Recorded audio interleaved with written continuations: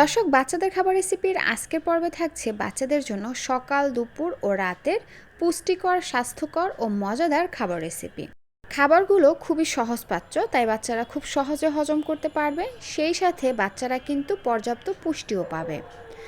আবার বাচ্চারা প্রতিদিনের তুলনায় একটু ভিন্ন খাবারও পাবে, কারণ বাচ্চারা প্রতিদিন একই ধরনের খাবার খেতে চায় না, তাই প্রয়োজন খাবারে ভিন্নতা আনা। খাবারে ভিন্নতা আনলে বাচ্চারা যেমন মজা করে খাবে, তেমনি ভিন্ন ভিন্ন খাবার থেকে বাচ্চারা ভিন্ন ভিন্ন পুষ্টিও পেয়ে যাবে।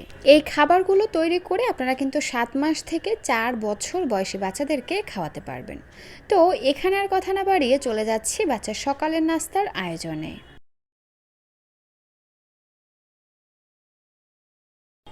প্রথমেই আমি এখানে নিয়ে নিচ্ছি পরিমাণ অনুযায়ী চাল। আমি এখানে সুগন্ধি পোলাওর চাল নিয়েছি, আপনারা চাইলে কিন্তু রেগুলার ভাতের চালও নিতে পারেন। চালগুলোকে নর্মাল পানি দিয়ে খুব ভালো করে ধুয়ে নিয়েছি। এবার দিয়ে দিচ্ছি এখানে 1 পিস ছোটো সাইজের মিষ্টি আলু। আলুটাকে কেটে ধুয়ে এভাবে কিউব করে নিয়েছি।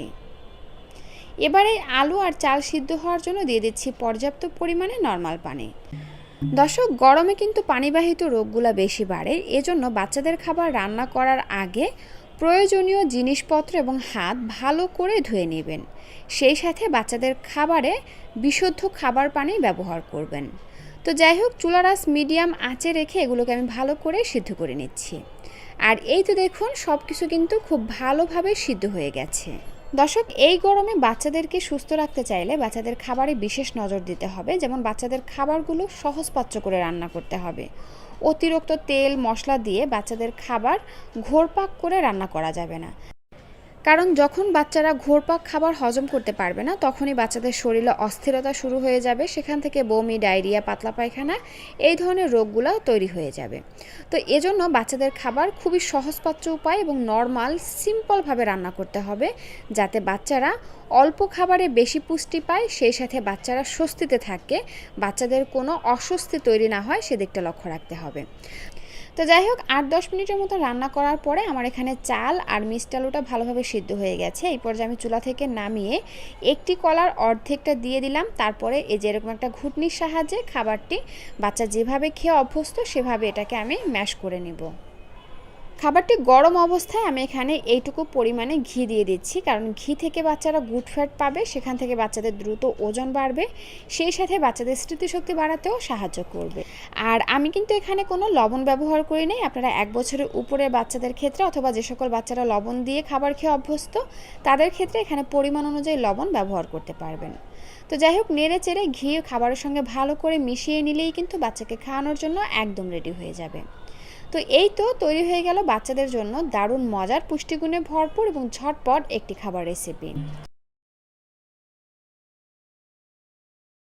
এজন্য প্রথমেই আমি এখানে নিয়েছি পরিমাণ অনুযায়ী রেগুলার ভাতের চাল, সেই সাথে নিয়ে নিচ্ছি সম পরিমাণে মুগের ডাল।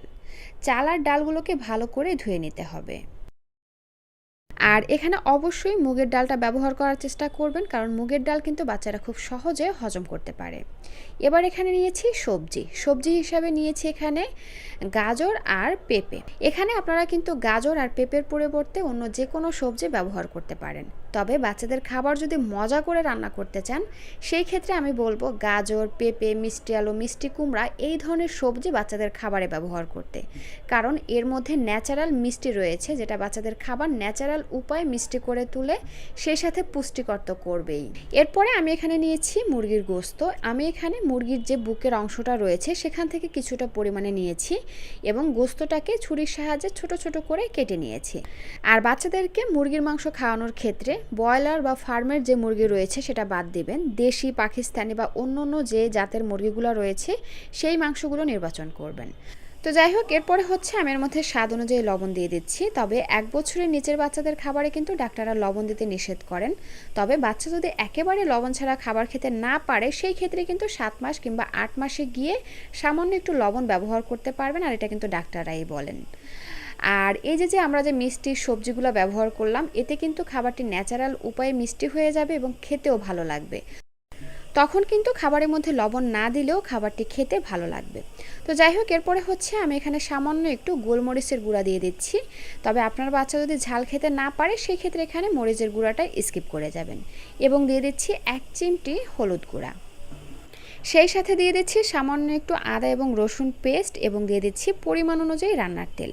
আপনারা এখানে রান্নার তেলের পরিবর্তে চাইলে কিন্তু ঘি অথবা বাটারও ব্যবহার করতে পারবেন। হালকা এবং সুন্দর একটা ফ্লেভারের জন্য দিয়ে দিচ্ছি একটি এলাচ আর এক টুকরো দারুচিনি। এবার প্রতিটি উপকরণ হাত দিয়ে খুব ভালো করে মেখে নিচ্ছি। এবারের মধ্যে দিয়ে দিচ্ছি পর্যাপ্ত পরিমাণে পানি। পানির পরিমাণটা এমনভাবে দিতে হবে যাতে চাল ডাল সাথে সবজি খুব ভালোভাবে সিদ্ধ হতে পারে। আর দর্শক এখানে আরেকটি কথা বলে রাখা ভালো, আপনারা কি পরিমাণে চাল ডাল বা সবজি নিচ্ছেন সেটা বুঝেই কিন্তু এখানে মশলার পরিমাণটা কমিয়ে বাড়িয়ে ব্যবহার করতে হবে।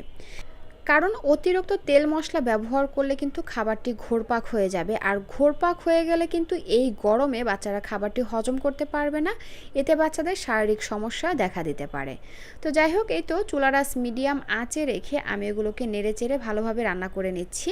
আর এই তো বলক চলে এসেছে, এখন হচ্ছে ঢাকনা দিয়ে ঢেকে আমি এগুলোকে ভালো করে সিদ্ধ করে নেব। তবে মাঝে মধ্যে এসে ঢাকনাটি তুলে একটু নেড়ে চেড়ে দিতে হবে। আর এই পর্যায়ে কিন্তু চুলার আঁচ মিডিয়াম এবং লোয়ের মাঝামাঝি রাখতে হবে। তো যাই হোক, এই তো ফিরে আসলাম 20 থেকে 25 মিনিট পর, আর এরই মধ্যে কিন্তু সব কিছু খুব ভালোভাবে সিদ্ধ হয়ে গেছে। এই যে দেখুন মাংসটা কত সুন্দরভাবে গলে গেছে। এই পর্যায়ে আমরা ফ্লেভারের জন্য যে দারুচিনি এবং এলাচ দিয়েছিলাম সেটাকে তুলে নিব।